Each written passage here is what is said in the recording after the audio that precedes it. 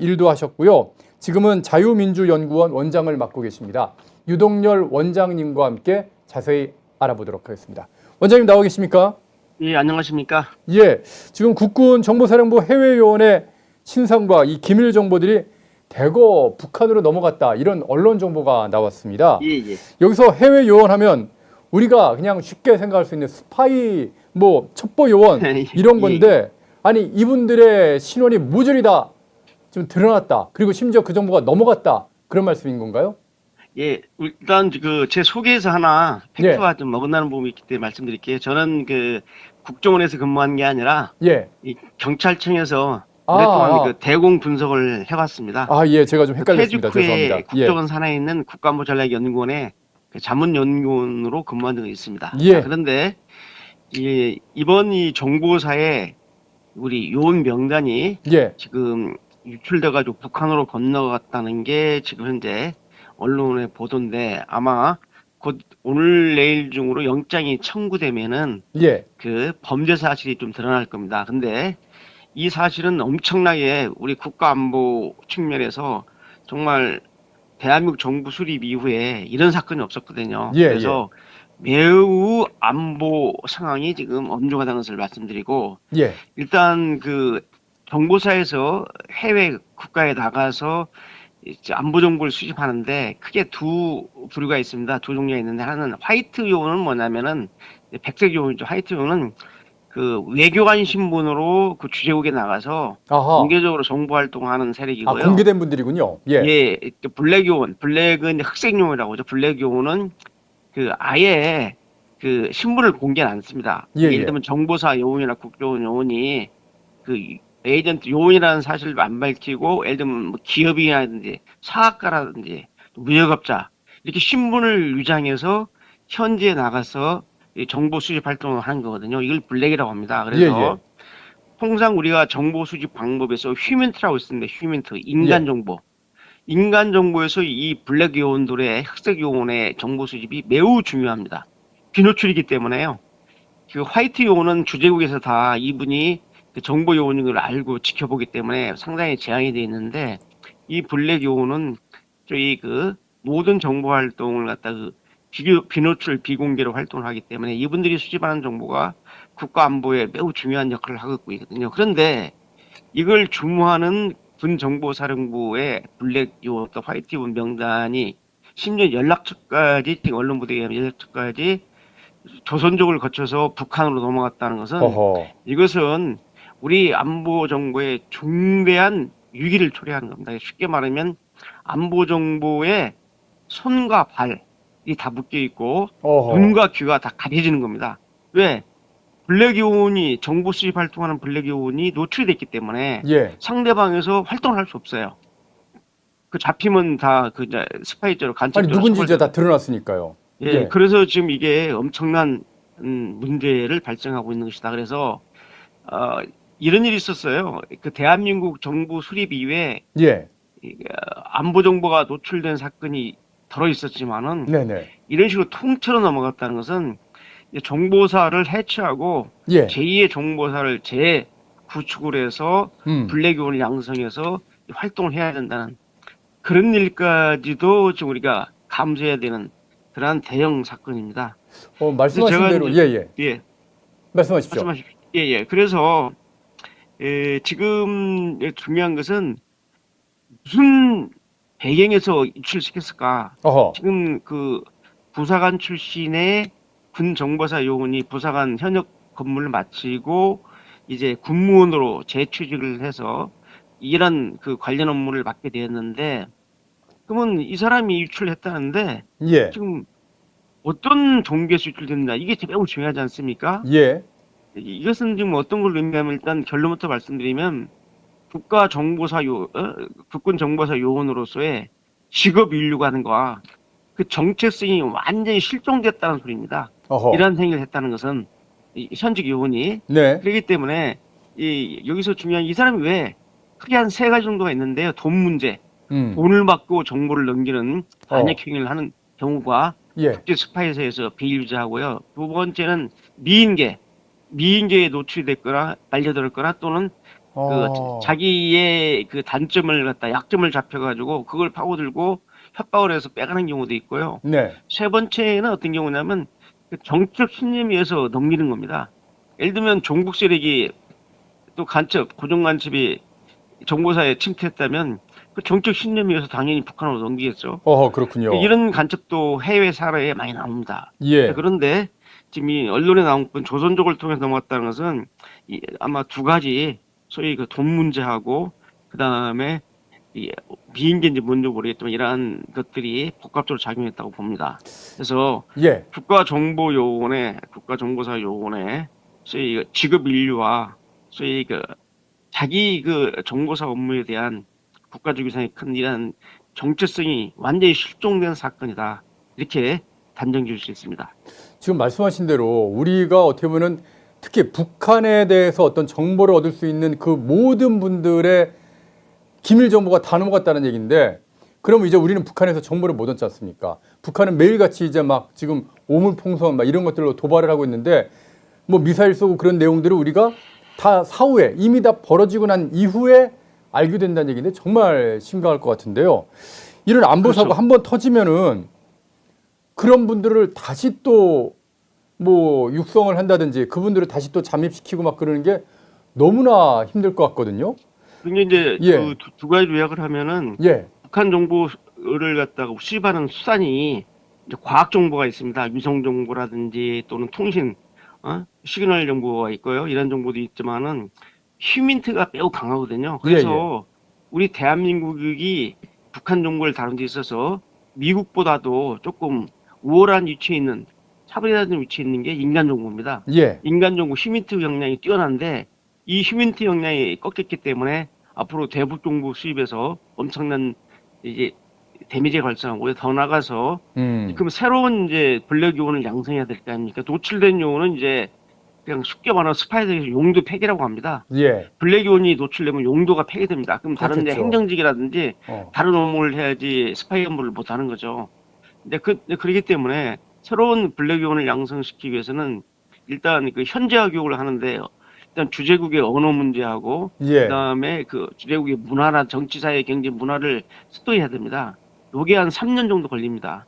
그래서 현지화 교육을 하고요. 또 거의 현지에 와서 또 자기 망을 구축하는데 많은 시간이 걸리죠. 그래서 최소한 빨라도 5년 이상이 걸리고요. 제대로 휴미트 활동을 하려면 10년 정도는 돼야 됩니다. 짬밥, 쉽게 말하는 그들 표현대로 짬밥이, 이 분야의 짬밥이. 그런데 이게 한순간에 무너졌다고 보여지기 때문에 이 대북 정보망을, 첩보망을 다시 재구축해서 가는 데까지 엄청난 시간과 경비가 소요된다. 이 점을 좀 말씀드리고요. 이제 하나 제가 정말 그 심각한 건 뭐냐면 최소한도 이 군 정보가 아니라 보안이 아니라면은 내부자에 의해서 정보가 소위 그 적국이나 상대방으로 넘어가는 것에 대해서 이거를 탐지하는 내부자 정보실 탐지 시스템을 갖추고 있어요. 이 국제 첩보사에서 여러 차례 내부자에 의한 그 정보 유출 사건이 발생했기 때문에 미국도 그렇고 우리도 그 나름대로 그 시스템을, 내부자 정보 유출 시스템을 작동하고 있는데 제대로 탐지를 못했다는 거죠. 그 기능이 탐지 기능이나 또 이러한 관리 기능에 중대한 허점이 생겼다. 이건 앞으로 이 제2, 제3의 이러한 사건이 터질 거라고 예고하는 것이고, 더더욱 정보사는 2018년도에 정보사 공작팀장이 정보를 유출해가지고 이미 한 차례 큰 그 변화를 겪었거든요. 2018년에요? 그런 일을 당하고도 또 이런 일을 당했다. 예. 6년도 안 돼서 다시 이런 일을 당했다는 것은 도대체 이 정보사 또 국방부, 이 정부가 이런 내부자에 의한 정보 유출에 대한 그를 막는 시스템을 도대체 어떻게 구축했길래 또 이런 일이 벌어지냐 이거죠. 한두 번도 아니고. 이건 아무리 비판해도 지나치지 않는다. 하나 제가 강조할 게 있습니다. 자, 그러면 이런 일이 왜 벌어지냐? 각 부서에는, 각 정보 보안 부서에는 이 보안 탐지하는, 내부자에 의한 정보를 탐지하는 그러한 기능과 그 인력이 있습니다. 이게 정보사의 자체 보안 인력도 있고요. 더 중요한 것은 외부 인력입니다. 자, 군에는 국군 방첩사령부가 있습니다. 과거의 기무사죠. 이 방첩사 요원들이 이 정보사 안에도 파견들이 나가 있습니다. 나가서 이 정보사에서 이 방첩 업무를 수행하는데 문제가 뭐냐면 여러분 기억하실 겁니다. 문재인 정부 때 예. 그 기무사에서 작성한 그 계엄 대비 문건을 문재인 정부는 쿠데타 문건이라고 심서봉대가 아니라 완전히 조작을 해가지고 맞습니다. 결국 기무사를 해체시켜 버렸거든요. 그래서 그리고 전재수 장관이 예, 예. 400여 명의 기무사 요원이 다 방출돼 버렸습니다. 예. 근데 이때 기무사가 해체되고 안보정보 지원사령부로 바뀌면서 가장 폭탄을 맞은 부서가 방첩처입니다. 과거에 대공처 간첩 잡고 예, 예. 군사기밀법 위반 업무를 갖다 탐지하고 수사하는 부서인데요. 왜 이 방첩처가 폭탄을 맞았냐면 그 계엄 대비 문건을 작성한 곳이 방첩처입니다.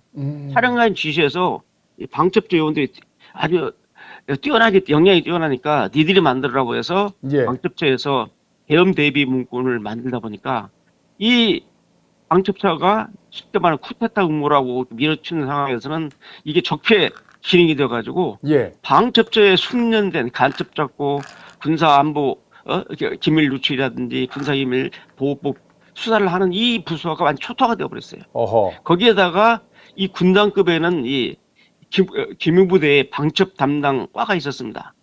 그런데 이 안보지원사로 바뀌면서 사단에 있던 이 방첩 관련 부서들이 기능들이 사라져버렸죠. 자, 그러면 국군방첩사령부에서 정보사에 파견 나가 있는 소위 이 부대, 이 부대의 요원들이 군사 기밀을 보호하기 위한 또 군사 기밀이 누출되는 상황을 갖다 탐지하고 봐야 되는데 거기에 대한 숙련된 방첩 요원들이 다 지난 정부 때 다 쫓겨난 거죠. 그러다 보니까 이걸 제대로 파악할 수가 없어요. 특히 이 부대 요원들이 지금 이 부대는 정보사령부 본부에 있는 게 아니라 다른 또 별도의 그 청사를 가지고 있어요. 예, 예. 그러면 기무사 파견 방첩사령부에 파견되는 정보사령부 본부 건물이 있습니다. 예. 그러면 예를 들어서 이번에 정보가 빠져나간 쪽을 가려면은 상당 기간 다른 장소에 있기 때문에 거기는 그냥 왔다 갔다 할 수 있는 데가 아니에요. 쉽게 이 정보사 부대에. 예, 그때 예. 제대로 탐지가 안 된 거죠. 이것이 바로 이러한 내부자에 의한 정보 유출 사항을 사전에 탐지를 못하고 뒤늦게 탐지하게 되는 이러한 국가 안보에 엄청난 재해가 발생한 거죠. 예.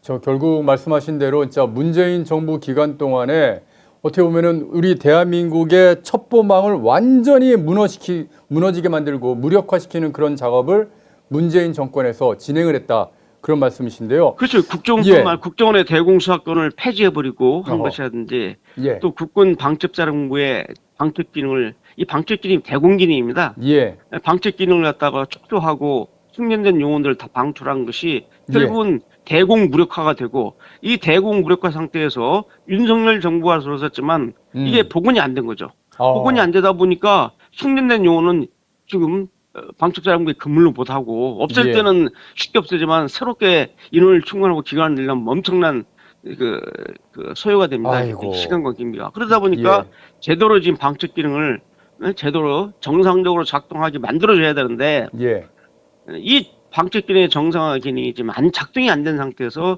이런 일이 벌어졌습니다. 그래서 국방부는 최우선 사안으로 군의 방첩 활동을 정상화시키기 위해서 선별해서 우수한 방첩 요원들을 다시 부대로 복귀시키는 이런 작업을 하고 각 부대별로 적극적인 이 방첩 기능을 하도록 합니다. 그래야지 이 방첩 기능이 뭐냐면 간첩 잡고 군내 간첩 잡고 소위 군사 기밀을 갖다가 유출하는 세력들 이런 세력들을 잡아내는 게 방첩 기능이에요, 군에서.